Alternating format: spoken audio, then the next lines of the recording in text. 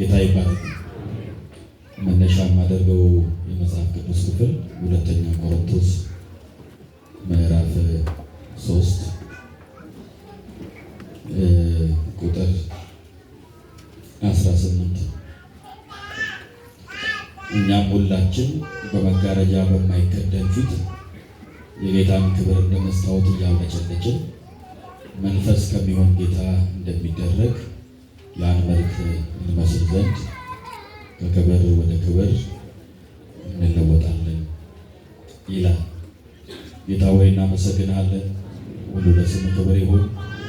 ይህን ጊዜ ስለሰጠህን በዚህ ተገናኝተን ቃልን እንድንሰማ ስለረዳህን እናመሰግናለን።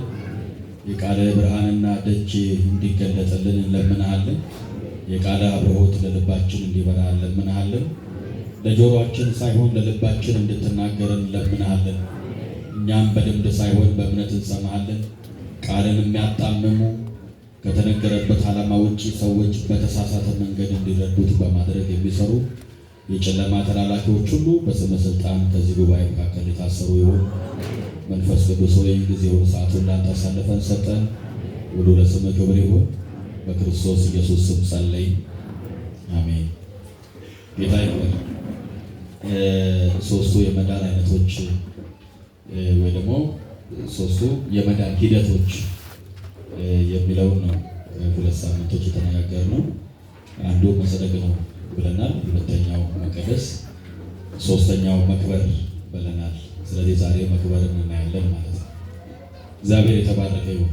እንግዲህ ስለ መጽደቅ ስንነጋገር መጽደቅ ከሰዎች የሚመነጭ አይደለም። ጽድቅ አንድ ሰው ሲጸድቅ ኢየሱስን በማመኑ ብቻ ይድናል ብለን አይደል? ለመዳን አስተዋጽኦ ምንም የምናደርገው ነገር የለም። ክርስቶስ በመስቀል የሰራውን ብቻ ማመን ለመዳን በቂ ነው። መቀደስ ግን ምንድን ነው ብለን መቀደስ ሂደታዊ ሰው በቅጽበት ይድንና በሂደት ምን ይላል? በሂደት ይቀደስ። ስለዚህ መዳን ምንድን ነው? ቅጽበታዊ። መቀደስስ? መቀደስ ደግሞ ሂደታዊ ነው። ስለዚህ ሰዎች በሂደት ነው የሚቀደሱት እና መታገስ ይኖርብናል ማለት ነው። አንዳንዴ ሰዎችን መታገስ ይኖርብናል ልምምዳቸውን እስካቆሙ ጥፋታቸውን እስካቆሙ ድረስ። ምክንያቱም ሰው ኦቨርናይት አይቀየርም። በ24 ሰዓቱ ሰው አይቀየርም። ሂደት ይፈልጋል አይደለም? ስለዚህ የዛሬ ልምምዶች እየተሸረፉ ወደ ክርስቶስ ፍጹም ሙላቱ የሚመጡበት ስለሆነ መቀደስ ይሄንን ሂደት መጠበቅ ያስፈልጋል። ስለዚህ መቀደስ ሂደታዊ ነው። ኢየሱስ ያድናል።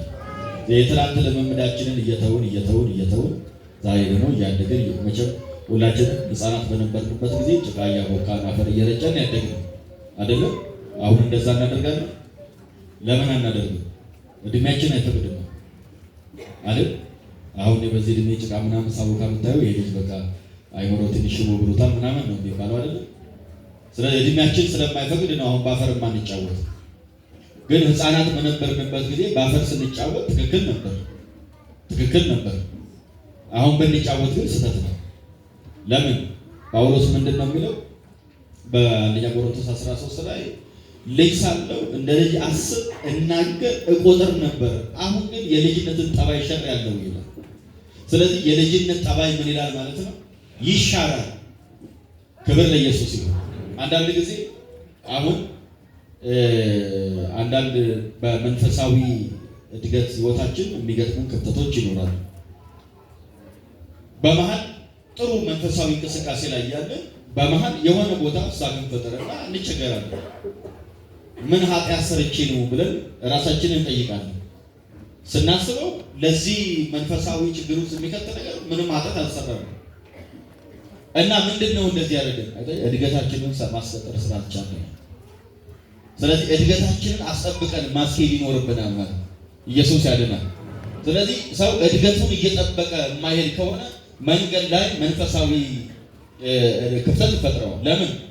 የትናንቱን ማድረግ አንችልም። ትናንት ጥሩ ነው ብለን እንኳን የምናደርገውን መንፈሳዊ ልምድ ማድረግ አንችልም። ለምን? ሕፃናት በነበርን ጊዜ እንደዛ ሆነን ነበር። አሁን ደግሞ ከፍ ስንል ከፍ ያለ ነገር ከኛ ይጠበቃል አይደለ? ያንንም ትተን ቀጣዩንም ደረጃ ሳንይዘው መሀል ቤት እንቀራለን። ያ እንዳይሆን መንፈሳዊ እድገታችንን ማስቀጠል ይኖርብናል። ለማንኛውም ቅድስና ሂደታዊ ነው። ሰው በሂደት ነው የሚቀደሰው። ቅድስና መዳን ግን ጽድቅ ግን ቅጽበት ነው። ሰው አሁን ኢየሱስን ባመነበት ሰዓት ላይ በሰከንዶች ርፍራፊ ኢየሱስን አምኖ ይድናል። እግዚአብሔር የተባረከ። መዳን አሁን ነው፣ ዛሬ ነው ይላል። የመዳን ቀን ዛሬ ነው ይላል አይደለም። የመዳን ቀን አሁን ነው። ዛሬ 24 ሰዓት ነው፣ አንድ ቀን ነው ዛሬ። ግን መዳን 24 ሰዓት እንኳን አሁን ነው። ወንጌል በሰማህበት እነዛ ቅጽበቶች ያንተ የመዳን ጊዜ ናቸው። ሰው ጌታን በተቀበለ በነዛ ደቂቃዎች የዛ ሰው የመዳን ጊዜ ናቸው። ኢየሱስ ያድናል። ግን ሂደት ቅድስና ግን ከጌታን ካገኘንበት ወደ ጌታ እስከምንሄድበት ያለውን ዘመን ሁሉ ምን ቢል ነው የሚያካትት ነው። በዚህ ውስጥ ልዩ ልዩ ነገሮች ይገጥመናል። እኔ አሁን አይገጥመንም ልላችሁ አልችልም። እየገጠመን ስለሆነ እኔን ይገጥመኛል፣ እናንተ ካልገጠማችሁ አላውቅም። የኔ መንፈስ ነው እንዲህ አይነት ነገር አይገጥመኝም የሚለኝ ሰው ከሌለ በስተቀር ስጋ ለብሰን ቁጭ እስካልን ድረስ በስጋችን ውድቀት፣ ድካም፣ ሕጸት ይገኝብናል። እሱን በንስሐ ራሳችንን እያደስን ወደ ክብራችን እንሄዳለን። ኢየሱስ ያድናል። ጌታ ለዘላለም የተባረከ ይሁን። መክበርን ደግሞ ስናስብ መክበር በቅጽበት የምናገኘው ነው። መክበር ቢሆንም ግን ጌታን ካገኘን በኋላ ወደ ጌታ እስከምንሄድ ድረስ ያለውን ዘመን በቅድስና የቅድስና ዘመን መጀመሪያ ቀን የነበራችሁ ሰዎች እዚህ ላችሁ እንደሆነ ጌታን አምነን እንድናለን። ከዛ በኋላ እየተለወጠን እንሄዳለን። መጨረሻ ላይ ምን እንላለን? እንከብራለን አይደል? አስቀድሞ ያወቃቸው ጠራቸው፣ የጠራቸው ምን አላቸው? አጸደቃቸው፣ ያጸደቃቸው ምን አደረጋቸው? አከበራቸው። ስለዚህ መጠራት፣ መጽደቅ፣ መክበር በአንድ አማኝ ውስጥ የሚሆን ነገር ነው። አሁን እኛ ክብራችንን ወደፊት ነው የምንጠብቀው። ይሄ ስጋ በእምነት ተገደለ እንጂ ስጋና ደም የእግዚአብሔር መንግስት አይወርስም ማለት ነው። ይሄ ስጋ የእግዚአብሔር መንግስት አይወርስም። ይሄ ስጋ አሁን እኛ የያዝነው ስጋ የእግዚአብሔር መንግስት አይወርስም። ይሄ ስጋ የእግዚአብሔር መንግስት ለመውረስ ምን ማድረግ አለበት? መክበር አለበት። በምን ይከብራል? በኢየሱስ ክርስቶስ የትንሣኤ መንፈስ ይከብራል። ይሄ መቼ ይሆናል? ከሞት ስንነሳ ነው። በትንሣኤ እንመጣበታለን። ክብር ለኢየሱስ ይሁን። ስለዚህ መክበር መጨረሻ ላይ የምናደርገው የሚሆንልን ለዚህ ሁሉ የኛ አስተዋጽኦ ሳይሆን ኢየሱስን ባመንበት ቅጽበት ዋስትና አለን። አሁን አይደል መንፈስ ቅዱስ የቤዛ ቀን ምናችን ነው ይላል። ምናችን ማህተም ነው፣ መያዣ ነው። ክብር ለጌታ ይሁን። አሁን ባነበብነው የመጽሐፍ ቅዱስ ክፍል ሁለተኛ ቆሮንቶስ ምዕራፍ 3 ቁጥር 18 እንግዲህ የምናውቀው ጥቅስ ነው። በየቤታችን የተለጠፈ ነው። አዲስ ዓመትን በመጣ ቁጥር ልናወጀው እንችላለን። በአንዳንድ ቸርቾች ደግሞ እንደ ሞቶ ሆኖ ያገለግላል። ግን የክፍሉ ሐሳብ ምንድን ነው? እስኪ እናነበው። ቁጥር 17 ጌታ ምንድን ነው ይላል። ጌታ ምንድን ነው? ጌታ መንፈስ ነው። የጌታ መንፈስ ባለበት በዚያ ምን አለ? አርነት አለ። እኛ ሁላችን በመጋረጃ በማይከደን ከቁጥር 1 ጀምሮ ስናነብ ስለ ሙሴ ነው እየተናገረ የሚመጣው። ሙሴ እንደምታስታውሱት ከተራራው ላይ ሲወርድ ታቦቱን ለመቀበል ሲናይ ተራራ ላይ ወጥቶ 40 ቀን 40 ሌሊት ቆየ። ሲመጣ ግንባሩ ምን እያለ ነበር? እያበራ ነው የመጣው። ስለዚህ ህዝቡ ደግሞ ሙሴ ፊት መቆም ስላልቻሉ የሙሴ ግንባር ምን ያለ ነበረ? የተጠቀለለ ነበረ። በጨርቅ የተጠቀለለ ነበረ። ያ ኪዳን የተሸፈነ ኪዳን ነው። ሰዎች በግልጽ እንኳን እግዚአብሔር ሙሴን ማየት አይችሉም። ኪዳኑ የተጋረደ ኪዳን ነው። በህዝቡና በእግዚአብሔር መካከል መጋረጃ አለ አይደለም። ስለዚህ የሙሴ ግንባር በጨርቅ መጠቅለል ምን ያሳያል? ኪዳኑ የተሰወረ ኪዳን ነው። ሰዎች እግዚአብሔርን ማየት አይችሉም። በሰዎችና በእግዚአብሔር መካከል ምን አለ? መጋረጃ። ይህንን መጋረጃ ኢየሱስ መስቀል ላይ ሲወጣ ቀደደው። የቤተ መቅደሱን መጋረጃ ከላይ እስከታች ምን አለ ይላል? ተቀደደ፣ ተሰነጠቀ። ከዚህ በኋላ ሰዎች በግልጥ ጌታን ማየት ይችላል። ኢየሱስ ያድናል። ስለዚህ አሁን ምን እያለን ነው? ሙሴ ፊቱን እንደሚሸፍነው እንደዛ እንደ ብሉይ ኪዳን አይደለም ይላል። እሱም በማንበብ መናገር ያለብኝን ክፍል ሳልናገር ጊዜን እንዳልጨርስ ብዬ። ስለዚህ አሁን እኛ ያለንበት ኪዳን ሙሴ ግንባሩን እየጠቀለለ እንደሚሄደው አይደለም። ለምን? ያ ኪዳንማ ጌታን በተቀበልንበት ቀን አበቃ፣ ተቀየረ። አሁን ያለነው አዲስ ኪዳን ነው። ክብር ለኢየሱስ ይሁን። በክርስቶስ ደም የተመሰረተ አዲስ ኪዳን ተገብቷል። የሲናይ ተራራ ላይ የነበረው ኪዳን ኢየሱስ መስቀል ላይ ሲመጣ አብቅቷል። ብሉይ ኪዳንን ኢየሱስ ሽሮታል። አሁን ያለነው በአዲሱ ኪዳን ዘመን ነው። እሱም በኢየሱስ ክርስቶስ ደም የተመሰረተ ነው። ይሄንን ኪዳን በተመለከተ እየነገረ ነው። አሁን ሙሴ በፊቱ መጋረጃ እንዳደረገ እንደነዛ አይደለም አሁን ያለንበት እና ምንድነው ታዲያ እኛ ሁላችን በመጋረጃ በማይከደን ፊት ይላል። በምን አሁን ስለ ብሉይ እየነገረ ነው። ስለ ብሉይ ኪዳን እየነገረ ነው። የብሉይ ኪዳን የብሉይ ኪዳን ቤተ መቅደስ ቅድስተ ቅዱሳን አደባባይ የሚባለው እንደዚህ በብሎኬት የተሰራ እኮ ነው። በመጋረጃ ነው። መጋረጃ ነው፣ ግን ማንም ሰው እንዲገልጡት መግባት አይችልም።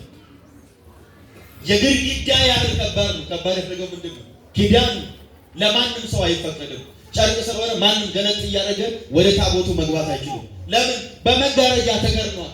አሁን ግን እንደዛ አይደለም። ኢየሱስ ጌታ ነው። አሁን ግን እንደዛ አይደለም። ሁላችን በመጋረጃ በማይከደን ፊት ምን እያደረግን የጌታን ክብር እንደ መስታወት እያብለጨለጭን ኢየሱስ ያድናል። እንደምን እያብለጨለጭን?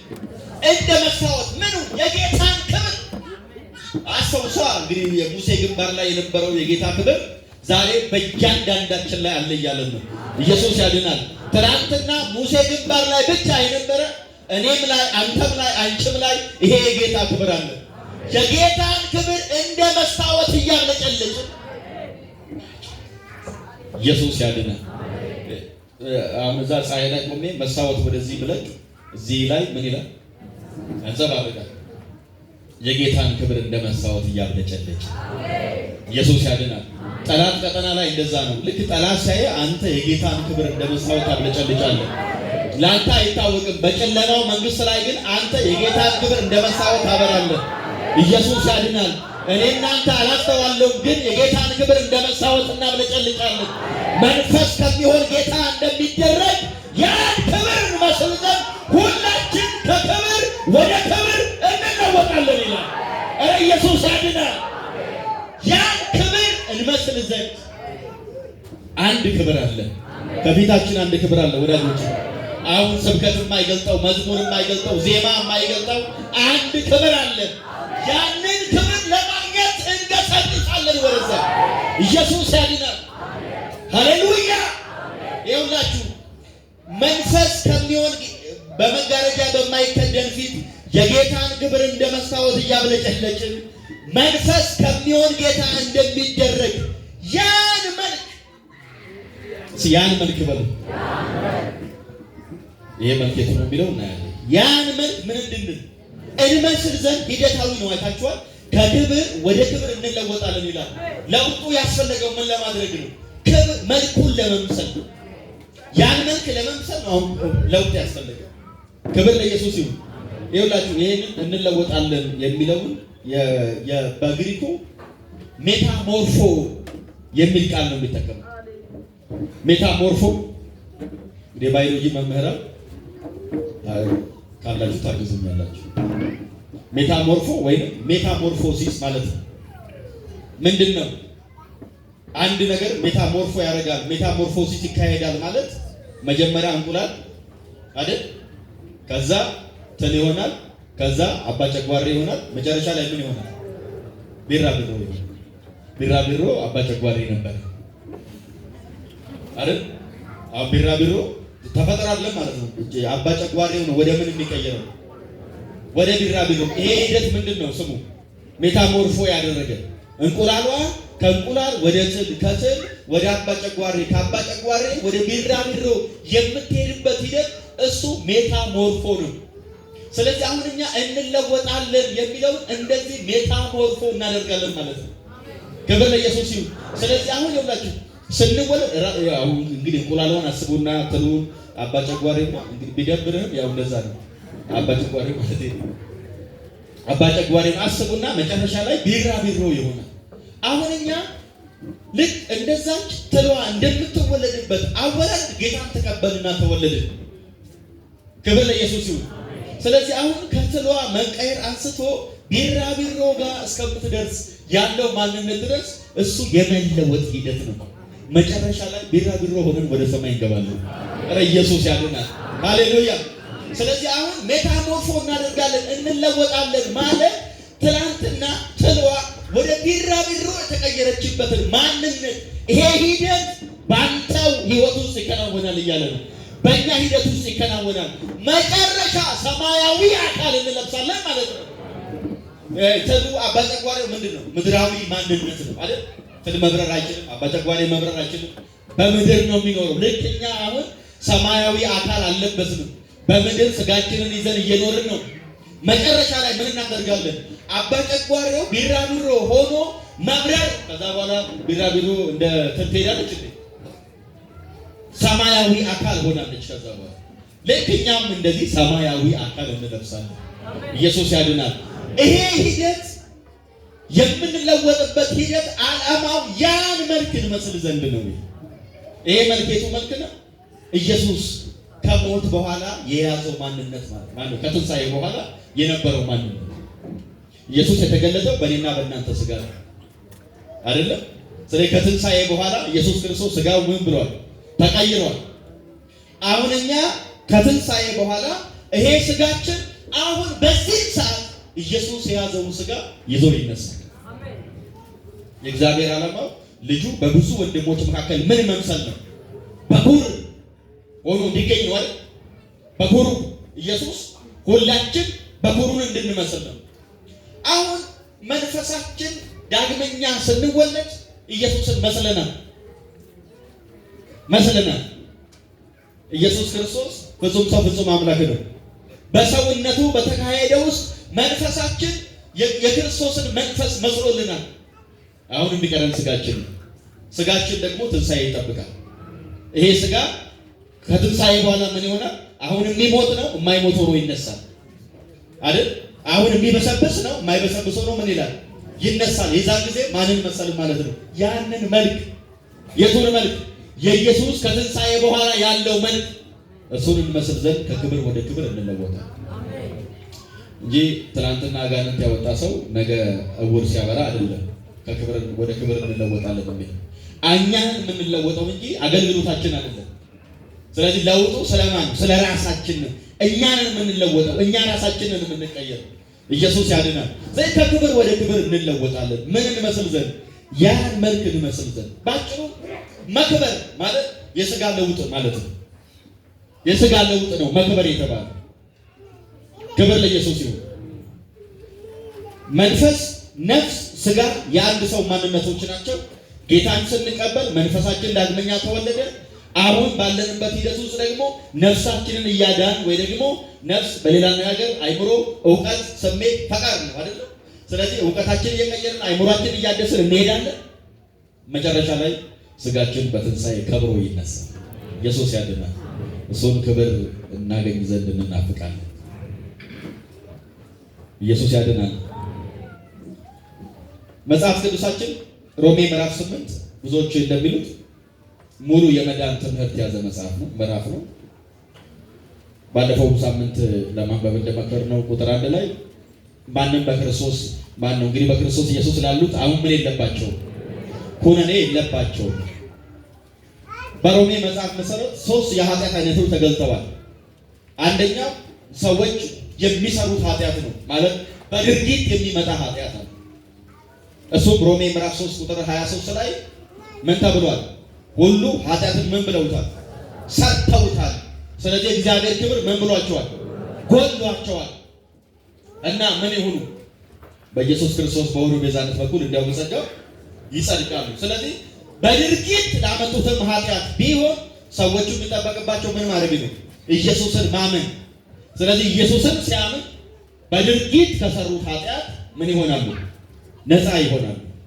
ሁለተኛው እዚሁ ሮሜ ምዕራፍ 5 ቁጥር 12 እስከ 14 ያለውን ስናነብ ደግሞ በውርስ ስለሚመጣው ኃጢአት ይነገራል። አንድ ሰው የአዳም ዘር በመሆኑ ብቻ ሰው በመሆኑ ብቻ የኃጢአተኛ ባህሪ ይዞ ይወለዳል። ለዚህም በተመለከተ ከቁጥር 17 ጀምሮ የሚበልጠው ጸጋ ስለተገለጸ በአዳም ከመጣብን በደል በላይ በክርስቶስ የበዛው ጸጋ ይበልጣል። ክብር ለኢየሱስ ይሁን። ስለዚህ በዚህም ምክንያት ግን ኩነኔ የለብንም። ክብር ለጌታ ይሁን። ምዕራፍ 7 ላይ ደግሞ የሚገዛ ኃጢአት ተብሎ ተጽፏል። የሚገዛ ኃጢአት ማለት ምን ማለት ነው? ዛሬ ስጋችንን በትግል ነው የምናኖረው አይደለም? ሐዋርያው ምን ብሏል? ስጋዬን እጎስማለሁ አላለም እንዴ? እናንተን አያስቸግራችሁ መሰለኝ። ስጋችን እየተጎሰመ ነው የሚኖረው። ምን ማለት? ፈቃዱን እየተከለከለ አይደለም፣ የሚፈልገውን እየነሳን እየከለከልን። ባለፈው ብያቸዋለሁ፣ መጽሐፍ ቅዱስ አትመኙ አይልም፣ ግን ምኞቱን አትፈጽሙ ነው የሚለው። ለምን? ምኞት በህይወት የመኖር ማረጋገጫ ነው አይደል? በህይወት አንድ ሰው ምኞት የሚያቆመው ሲሞት ብቻ። በህይወት ካለ ትመኛለህ። ስለዚህ ግን የኛ ስራ ምንድነው? ምኞቱን ምን አለ ማለት አለመፈጸም። ቅድስና ማለት ምን ማለት ነው? አለመፈተን ሳይሆን በፈተና አለመውደቅ ነው። ስለዚህ ሰው ስጋችንን የሚፈትን ልዩ ልዩ ነገር ሲመጣ እኛ ደግሞ ስጋችን ነው ብለን ምን እንላለን? እንከዛለን፣ እናሸንፋለን አይደል? ስለዚህ ስጋችን ምን እንለዋለን? ሙስታው ረፍ እንለዋለን። አሁን እንዲህ የሚያደርገን ምንድነው? የሚገዛ ኃጢአት አለ። በቃ ስጋችንን በኃጢአት ለመጣል የሚታገል አለ። እሱ ምንድነው? ምኞት ነው፣ ፍላጎት ነው፣ ባህሪ ነው። ባለፈው በነበረን ጊዜ እንዳለ አትመኝ ባይ ምኞትን ምን ባላልኩ ነበር ይላል መጽሐፍ፣ ባላወቁ ነበር። ስለዚህ ስጋ ምኞቱን እንዳይፈጽም አማኞች ስጋቸውን እየገዙ መኖር ይጠበቅባቸዋል። ይሄንንም በተመለከተ ምዕራፍ 7 ላይ ሲጨርስ ለዚህ ለሞት ከተሰጠ ሰውነት ማን ያድነኛል ብሎ ይጠይቃል። ስለ ሰውነት እያወራ አይደል? ስለዚህ ይሄ ስጋ ለምን ተሰጥቷል? እንዲሞት ተፈርዶበታል። ስጋችን ኢየሱስን አምኖ አይደለም ገነት የሚገባው፣ ተለውጦ ተቀይሮ አይደለ? ክብር ለኢየሱስ ይሁን። ስለዚህ አሁን ምንድነው? ለዚህ ለሞት ከተሰጠ ሰውነት ማን ያድነኛል ብሎ ለጠየቀው ጥያቄ ነው እንግዲህ ሮሜ ምዕራፍ 8 መልስ የተሰጠው። ይሄንን ሁሉ ነው ጸሐፊው አስቦ እንግዲህ በክርስቶስ ኢየሱስ ላሉት አሁን ኩነኔ የለባቸውም ይላል። በድርጊትም ላመጡት፣ በውርስም ለተላለፈባቸው፣ አሁንም እየገዛ ከሚያስቸግራቸው ኃጢአት ሁሉ በክርስቶስ ስላመለጡ በክርስቶስ ላሉት ኩነኔ የለባቸውም። ኢየሱስ ያድናል። አሁን ይሄንን ይለንና በዚህ ክፍል ላይ ብዙ ሐሳቦች ነው የሚገለጹት። እኔ ግን ዝቅ ብዬ ቁጥር 18 ጀምሮ አነባለሁ። ከቁጥር 18 እስከ 30 ያለው ስለ ስጋ መለወጥ ነው የሚነግረን። ስለ ስጋ መለወጥ፣ ስለ ስጋ መቀየር ተጽፏል። በዚህ ክፍል ምን ይላል? እኛም ይገለጥ ዘንድ ካለው ክብር ጋር ቢመዛዘን የአሁኑ ዘመን ስቃይ ምንም እንዳይደለ አስባለሁ። የፍጥረት ናፍቆት የእግዚአብሔርን ልጆች መገለጥ ምን ይላልና? አሁን ፍጥረት ሁሉ የእኛን መገለጥ ነው የሚጠብቀው። የእኛን መገለጥ ማለት አጋንንት ማውጣት ስንጀምር ማለት አይደለም። ምድር ላይ በኃይል በጸጋ ስንነሳ ማለት አይደለም። እናንተ የተወሰኑ ሰዎች ናቸው እንደዚህ ሁላችንም መቼም ተቀብተን ምናምን ተራን ማለት ነው አይደለም። ይሄ ግን ሁላችን በጌታ የሆነውን ሁሉ የሚመለከት ነው። ስለ አገልግሎት ከሆነ የተወሰኑ ሰዎች ናቸው፣ ሁላችንም አይመለከትም። ነገር ግን ፍጥረት የእግዚአብሔርን ልጆች ምን ይጠብቃሉ? ግልጠት፣ መገለጥ። ይኸውላችሁ ምድር የተረገመችው በሰው ምክንያት ነው አይደለ? በአንተ የተነሳ ምድር የተረገመች ተውን ተብሏል። ምድር የተረገመችው የተጎሳቆለችው ፍሬ እንድትነሳ የተደረገችው በሰው ምክንያት ነው። ይቺ ምድር ደግሞ በሰው ምክንያት ትቀየራለች። ክብር ለኢየሱስ ይሁን። ለሰው ብሎ አዲስ ሰማይ አዲስ ምድር ይዘረጋል። እግዚአብሔር በሰው ምክንያት ምድርን ረግሟል። ደግሞ ለሰው ተብሎ አዲሲቱ ሰማይና አዲሲቱ ምድር ሲዘረጉ የዛን ጊዜ ፍጥረት ሁሉ የእግዚአብሔርን ልጆች መገለጥ ያያል። ከሱ ጋር ሞተናል፣ ከሱ ጋር ተነስተናል፣ ደግሞ ተቀምጠናል፣ ተሰውረናል። ሲገለጥ አብረን ምን እንላለን ይላል መጽሐፍ? እንገለጣለን። ከክርስቶስ ጋር እንገለጣለን። አሜን ነው ወይ? ከክርስቶስ ጋር እንገለጣለን። ክብር ለኢየሱስ ይሁን። ግድ የላችሁም አሜን ብትሉ ነው የሚያዋጣው።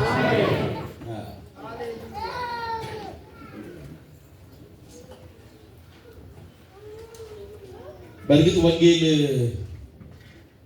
ሰዎችን ለማስደሰት የሚሰበክ ቢሆን ኖሮ ብዙ ዋጋ ይኖረው ነበር። ግን ወንጌል የእግዚአብሔርን ሐሳብ መግለጥ ነው።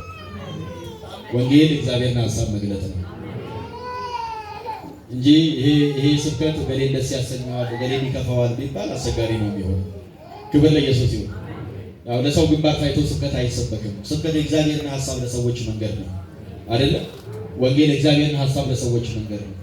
ከተስማማን ደስ ቢያሰኘን ደስ ባያሰኘን እኔ ቢያስኮርፈኝ ቢያስፈነድቀኝ በቃ ከወንጌል ጋር ራሴን ማስማማት ብቻ ነው። ኢየሱስ ያድናል። ሁላችሁም ለእግዚአብሔር እውነት ራስን ማስገዛት ይችላል። ኢየሱስ ጌታ ነው። ስለዚህ ፍጥረት የእግዚአብሔር ልጆች መገለጥ ምን እያሉ ነው አሁን ማለት ነው? እዚህ ሁሉ ችግር ውስጥ ፍጥረት የገባው በእኛ ምክንያት ነው አይደል? በእኛ ምክንያት ደግሞ በእኛ ምክንያት ከዚህ ነፃ ነው። እሱን ይነገረንና ቁጥር 19 ካለ በኋላ ቁጥር 20 ላይ ፍጥረት ለከንቱነት ተገዝቷልና በተስፋ ስላስገዛው እንጂ በፈቃዱ አይደለም። ተስፋው ፍጥረት ራሱ ደግሞ ከጥፋት ባርነት ነፃነት ወጥቶ ለእግዚአብሔር ልጆች ወደሚሆን ክብር እንዲደርስ ነው ይላል። ተስፋ አለ፣ ለፍጥረት ሁሉ ተስፋ አለ። ተስፋው ምንድነው? ፍጥረት ሁሉ ከዚህ ጨለማ ወጥቶ ወደ እግዚአብሔር ልጆች ክብር እንዲመጣ ነው ይላል። የእግዚአብሔር ልጆች ክብር አላቸው። ለእግዚአብሔር ልጆች ብቻ የሚሰጥ ክብር አለ። ኢየሱስ ያድናል ይለንና ቁጥር 22 ላይ ፍጥረት ሁሉ እስከ አሁን ድረስ አብሮ በመቃተትና በምጥ መኖሩን እናውቃለንና። ፍጥረት ሁሉ በምጥ ነው ያለው አሁን። እርሱም ብቻ አይደለም፣ ፍጥረት ብቻ አይደለም፣ ነገር ግን የመንፈስ በኩራት ያለን ራሳችን ደግሞ የሰውነታችን ቤዛ የሆነውን ልጅነት እየተጠባበቅን ራሳችን በውስጣችን እንቃትታለን ይላል። ፍጥረት ብቻ አይደለም አሁን እየቃተተ ያለው እና ማን ነው? እኛ የመንፈስ በኩራት ያለን ማለት ምን ማለት ነው? በመንፈሳችን የዳግም ልጅነትን ያገኘን፣ በመንፈሳችን ዳግመኛ ተወልደን ልጆች የሆን እኛ ራሳችን እየቃተተን ነው። ለምን? ምን ለማግኘት? የሥጋችንን ልጅነት ለማግኘት፣ የሥጋ ለውጥ እንዲደረግልን እየቃተተን ነው። ይሄ ሁለተኛ ቆሮንቶስ ምዕራፍ 5 ቁጥር 1 እስከ 5 ድረስ ባለው ተጽፏል። ድንኳን የሚሆነው ምድራዊ መኖሪያችን ቢፈርስ በእግዚአብሔር የተሰራ ሰማያዊ ሕንፃ እንዳለን ምን እንላለን? እናውቃለን። ድንኳን ነው ኑሯችን እዚህ ምድር ላይ። ሥጋችን በምድር ላይ የምንኖርበት ጊዜያዊ የድንኳን መኖሪያ ተብሏል። ደግሞ ሰማያዊ ቤት ተዘጋጅቶልናል። ሰማያዊ መኖሪያ ተዘጋጅቶልናል። እሱም የትንሣኤ አካል ነው። የትንሣኤ ማንነት ነው። ተመልከቱ፣ ንጽጽሩ ድንኳንና ሕንፃ ነው። ይሄ ሥጋ ድንኳን ነው፣ ይፈርሳል፣ ይበሰብሳል።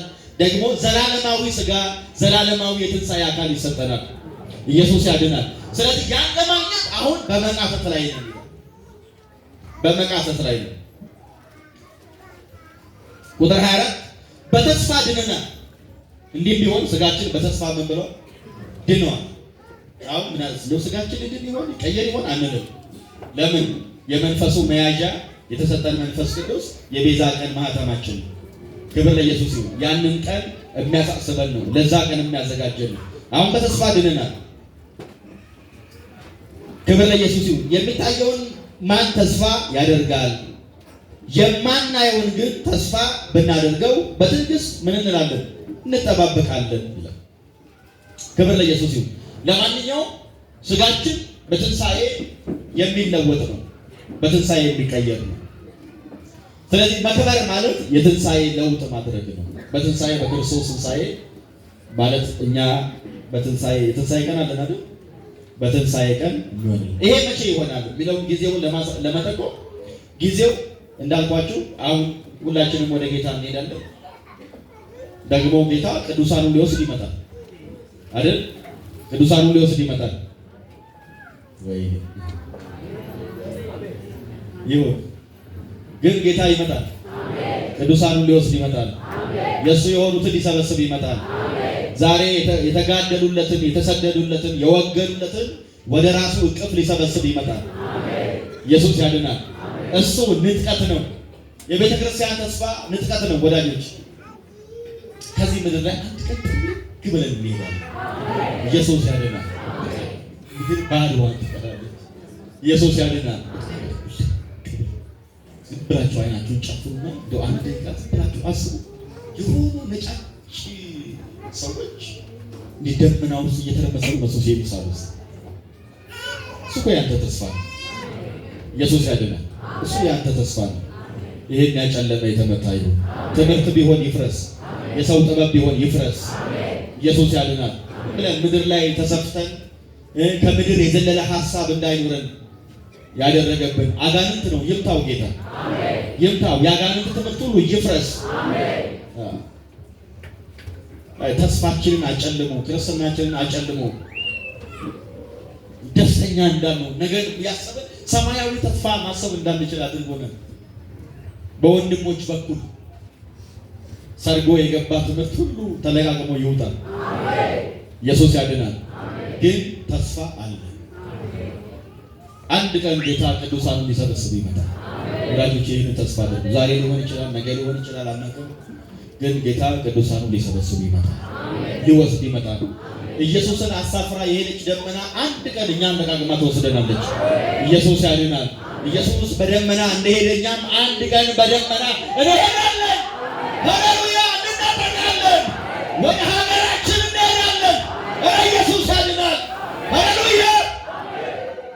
አንድ ቀን እንሄዳለን። ኢየሱስ ያድናል። እንሄዳለን ወደ ሀገራችን እንሄዳለን። በሰው ሀገር ምን እናደርጋለን? በሰው ሀገር ምን እናደርጋለን? እኛ ሀገራችን በሰማይ ነው። ሀገራችን በሰማይ ነው። ከዛም ደግሞ የሚመጣ መድኃኒትን እንጠብቃለን። እርሱም ክቡር ሥጋውን እንዲመስል የተዋረደው ሥጋችንን ይለውጣል። ክርስቶስ ይመጣል። እስኪ ኢየሱስ ይመጣል በሉ እባካችሁ። አዎ ሊያከብረኝ ይመጣል በሉ እስኪ። ሊለውጠኝ ይመጣል በሉ እስኪ። ኢየሱስ ያድናል። በቅርቡ እንጠብቃለን። ከሀገር ቤት የሚመጣ እንግዳለን። ኢየሱስ ያድናል። ከኛ አገር ነው ኢየሱስ የሚመጣው። ከኛ አገር ይመጣል፣ ወደ ሀገራችን ይወስደናል። ታላቅ ወንድማችን በሰማይ ያለው ስፍራ አዘጋጅቶልናል። ሃሌሉያ!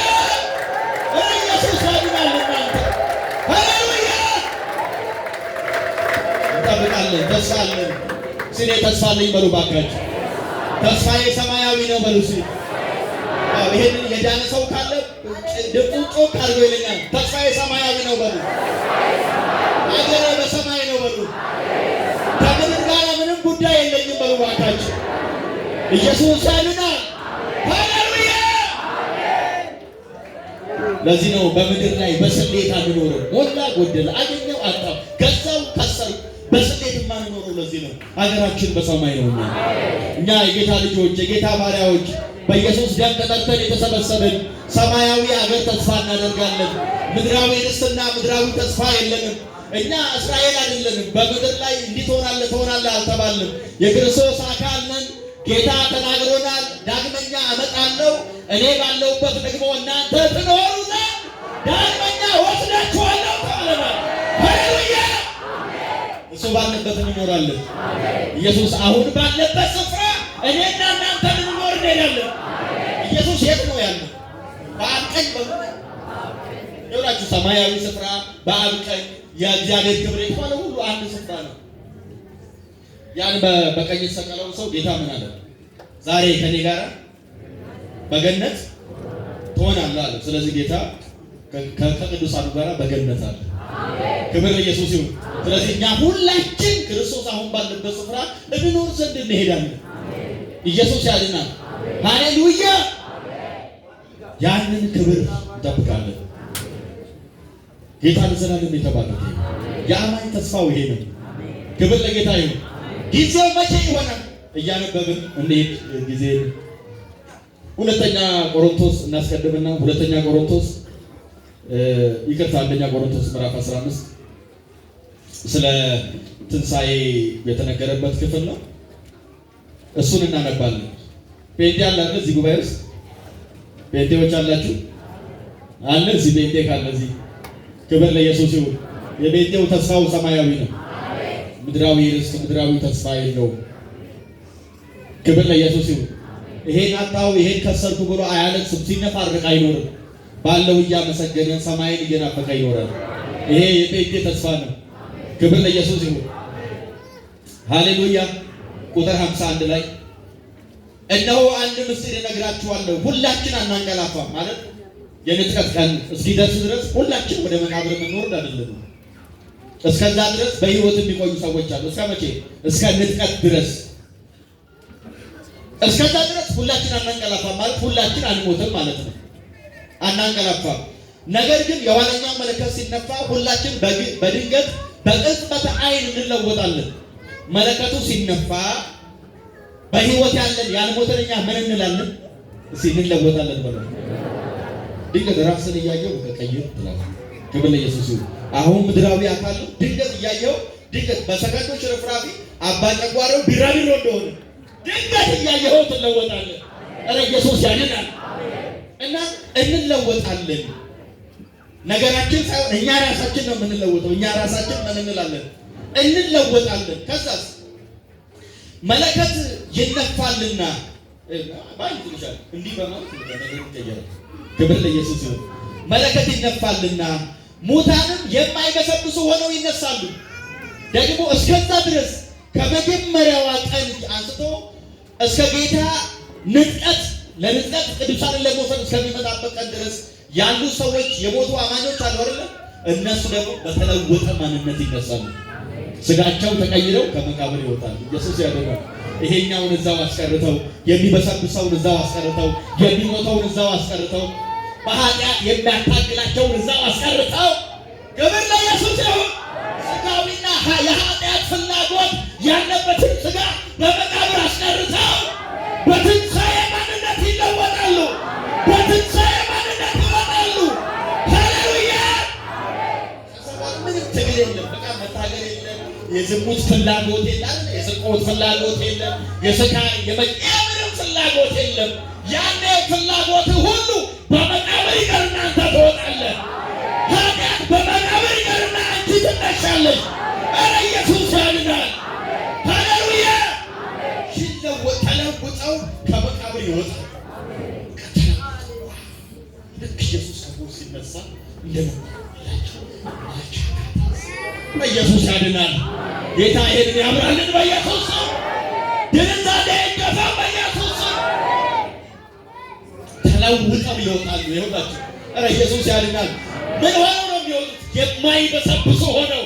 ይሄ ማለት ከዛ በኋላ ሞት የለም። ከትንሣኤ በኋላ ሞት የለም። ማንም ወደ መቃብር አይገባም። ኢየሱስ አንዴ ሞቶ ተነሳ። ዳግመኛ እንደማይሞት ሁሉ እኛም ከትንሣኤ በኋላ አንሞትም። ተለውጠን ነው የምንወጣው። የማይበሰብሱ ሆነን እንወጣለን። የማንሞት ሆነን እንነሳለን። ሃሌሉያ! ለምን? የኃጢአት ዘመን ስለሚያበቃ። ክብር ለኢየሱስ ይሁን። አሁን ወደ መቃብር የሚያግዘን ኃጢአት ነው። ኃጢአት በመቃብር ቀብረን እንወጣለን። ኢየሱስ ያድናል። የማይበሰብሱ ሆነው ይነሳሉ፣ እኛም እንለወጣለን። ይህ የሚበሰብሰው የማይበሰብሰውን ሊለብስ፣ ይህም የሚሞተው የማይሞተውን ሊለብስ ይገባዋል። ያ ይገባዋል። በቃ ይገባዋል። ክብር ለኢየሱስ ይሁን። እና ያኔ ከት ብለን ሞት ሆይ መውጊያ የታለ? ሲኦል ሆይ ድል መንሳት ወዴት አለ እንላለን። ያኔ እንዘምራለን ይሄን መዝሙር። ሞት ሆይ የት አለ መውጊያ? የሞት መውጊያ ይሰበራል። የኃጢአት መውጊያ ይሰበራል። ሃሌሉያ! ሞት ሆይ መውጊያ የት አለ? ድል መንሳት የት አለ? የኃጢአት ዘመን ያበቃል። አንተን ማሸነፍ፣ አንተን ድል መንሳት፣ አንተን ማሰር፣ አንተን ማዋረድ ያበቃል። ለምን? በክብር ተነስተናል። በክርስቶስ ማንነት ተነስተናል። የትንሣኤ አካል ይዘን ተነስተናል። ኧረ ኢየሱስ ያድናል። ያኔ የመዝሙር የሚዘምረው ሞት ሆይ መውጊያ የት አለ? ኢየሱስ ያድናል። ሲኦል ሆይ ድል መንሳት የት አለ? አይችለኝም። ምን ያው ከዚህ በኋላ አልሞትም፣ አልበሰብስም፣ አልወድቅም። ለምን? የክርስቶስን መልክ መስያለሁ። የክርስቶስን መልክ መስያለሁ። የትንሣኤውን መልክ መስያለሁ። ክብር ለስሙ ይሁን። ኢየሱስ ያድናል። አንድ ጥቅስ እናንብ ፈጠን ብለን አንደኛ ተሰሎንቄ ምዕራፍ 4 ቁጥር 13 እናነባለን። ምዕራፍ 4 ቁጥር 13 ነገር ግን ወንድሞች ሆይ ተስፋ እንደሌላቸው እንደሌሎቹ ደግሞ ምን አንልም፣ እንዳታዝኑ። ተስፋ የሌላቸው አሉ። ተስፋ የሌላቸው አሉ፣ በመቃብር እንዲቀሩ። ዛሬ ክርስቶስን የናቁ ሰዎች ተስፋ የላቸው። አትዘኑ። አንቀላፍተው ስላሉቱ ታውቁ ዘንድ እንወዳለን። ኢየሱስ እንደሞተና እንደተነሳ ካመንን እንዲሁ ደግሞ በኢየሱስ ያንቀላፉቱ እግዚአብሔር ከእርሱ ጋር ያመጣቸዋልና ይላል። ክርስቶስ እንደተነሳና እንደሞተ አምነናል አይደል? ስለዚህ ንጥቀት የኛ ነው፣ ትንሣኤ የኛ ነው። ተስፋ የሌላቸው አሉ። ምን ያላሉ? ወደ ክርስቶስ ያልመጡ የሕይወትን ወንጌል የገፉ የጸጋን ወንጌል የናቁ ሰዎች ተስፋ የላቸው። እኛ ግን እንደሌሎቹ አይደለን። መጽሐፍ ቅዱስ እነሱና እኛ እያለን እናወራ፣ እኛም እነሱና እኛ እያለን እናወራለን። መጽሐፍ ቅዱስ ከፍሎታል፣ አንተም ክፈል ወዳጄ። መጽሐፍ ቅዱስ ለይቶታል፣ እናንተም ለዩ። እነዛ ሙታን ናቸው፣ እኛ ሕያዋን ነን። እነዛ በጨለማ አሉ፣ እኛ በብርሃን አለን። ክብር ለኢየሱስ ይሁን። እነሱ ተስፋ የላቸውም፣ እኛ ተስፋ አለን። እነሱ ሀገራቸው ምድራዊ ነው፣ እኛ ሀገራችን ሰማያዊ ነው። በምን እንገናኛለን? ለጌታ ክብር ይሁን። ጨለማ ከብርሃን ጋር አይነጻጸርም። ለስሙ ክብር ይሁን።